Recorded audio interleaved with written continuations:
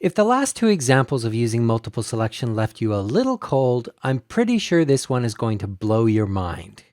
I'm going to go down to the portion of this web page where it's mostly text, and I'm going to start by selecting the paragraph tag that starts each of the 5 paragraphs in this section of the page.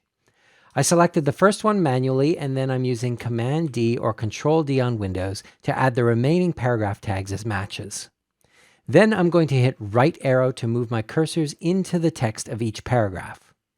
Now I'm going to use the Expand Selection to Tag command that we saw previously. That's Shift Command A or Control Shift A on Windows to select the text inside each of our paragraphs. I now have 5 selections, each one of which contains the text of one paragraph. Now, the reason I'm doing all this is I might want to be able to edit the content of these paragraphs without having to worry about all of the code that surrounds them. And a neat way to do this is to copy these multiple selections, create a new file, and paste those multiple selections into it. I now have a file that contains a line for each of these paragraphs, and all I get to see here is the content of those paragraphs. I might take this opportunity to make some changes, like replace these character entities with the Unicode character.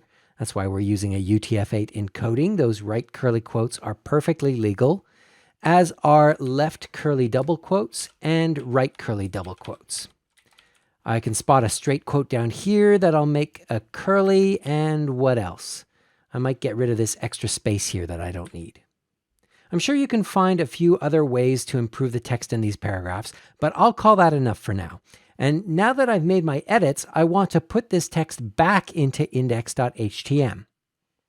I'll start by selecting all of this document with Command A or Control A on Windows to select all, and then I'm going to break this large selection into lines. We've already seen how to do this with Shift Command L or Control Shift L on Windows. I now once again have a separate selection for each paragraph, and I can copy this multiple selection, go back to index.htm and paste that in, and each one of those selections in my untitled file replaces the corresponding selection in my index.htm file.